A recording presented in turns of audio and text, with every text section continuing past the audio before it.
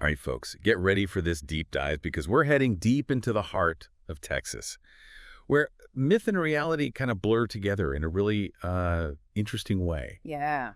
We've got this story about a creature. It's terrorizing a small town. Right. And we've got a crew of craft beer enthusiasts on the case. Love it. And, oh yeah, did I mention Chupacabra? Yeah, the Chupacabra. I mean, that's what's so immediately captivating about this case. It's how the story blends this folklore of cryptozoology, which is the study of creatures whose existence is disputed or unsubstantiated, like Bigfoot or the Loch Ness Monster, Sure. with this very real and vibrant culture of craft beer. It's a really interesting juxtaposition. Yeah, you had me at craft beer. Of course. But let's talk about the main character here. Okay. Carson Quinn. Yes. He's a former science teacher who's grappling with depression and disillusionment. He's lost his job, retreated into isolation, and seems content to drown his sorrows in, well, let's just say, less than adventurous beer. Yeah. Right, yeah, and that's what makes the craft beer element so interesting. It's not just about the taste. Yeah. It's more like a metaphor for Carson's journey. Think about it.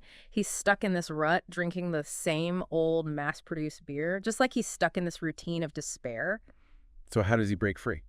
Well, enter Ty, Okay. Carson's old college roommate. This guy, he just bursts back into Carson's life with this infectious energy and passion for something new, something exciting. Okay. Craft beer. He introduces Carson to this whole world of unique flavors, small batch brewing, Right. and a sense of community that Carson's really been missing. I'm starting to see how this all ties into Carson's transformation. Mm-hmm. Like the craft beer is becoming a symbol for him to rediscovering joy, of opening himself up to new experiences. Exactly. And it's not just Ty. He brings along Tegan and Kareem. Right. And this group of friends becomes Carson's lifeline. They pull him out of his isolation and into this adventure that just might help him snap out of his funk. Or, get him killed by a mysterious creature lurking in the Texas night. Well, let's talk about this creature. Okay, yeah. What do we know about it? Well, it's been terrorizing this ranching community, leaving behind a trail of dead livestock in its wake. Witnesses describe it as tall, bipedal, with a mix of canine and feline features. It's incredibly strong, capable of these bursts of speed, and there are whispers that it subsists solely on the blood of its prey. Oh, that's chilling. Yeah. It sounds like something straight out of like a horror movie. Do we have any idea what it could be? Well, the eyewitness accounts, they paint a really confusing picture. Some are claiming it's a feral hog. Okay. Others, a wolf. And there's even a mention of a kangaroo. Which we know. Which, as you know, is not native to Texas. Not native to Texas. Yeah. That's where this whole cryptozoology angle really kicks in. Right. We've got this mythical creature, the Chupacabra.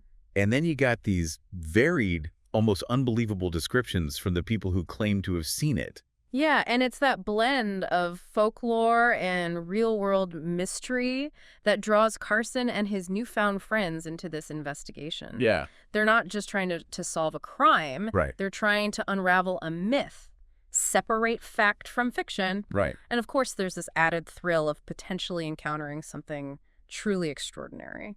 So how do they even go about investigating something so elusive? Well, they start by attending this town hall meeting. Okay. Which, from the description, sounds like a scene straight out of Jaws, but with less beach and more Lone Star beer. Okay. You've got these terrified ranchers, skeptical law enforcement, and just a whole lot of speculation about what's really out there. I can imagine the tension in the room. Oh, absolutely. Yeah. And this is where Carson's scientific background and his renewed sense of purpose come into play. Yeah. He's not satisfied with the rumors and speculation. He wants evidence. Right. And he is determined to get it, even if it means putting himself in danger. That sounds a bit reckless, doesn't it? It does, and that's where some conflict starts to emerge between Carson and his friends. He's still battling these inner demons. Yeah. And there's this element of, him needing to prove himself. Right. To silence those inner doubts and maybe even show up the skeptics who just dismiss him as a washed-up science teacher. Yeah. So he dives headfirst into this investigation, determined to find the truth no matter the risk.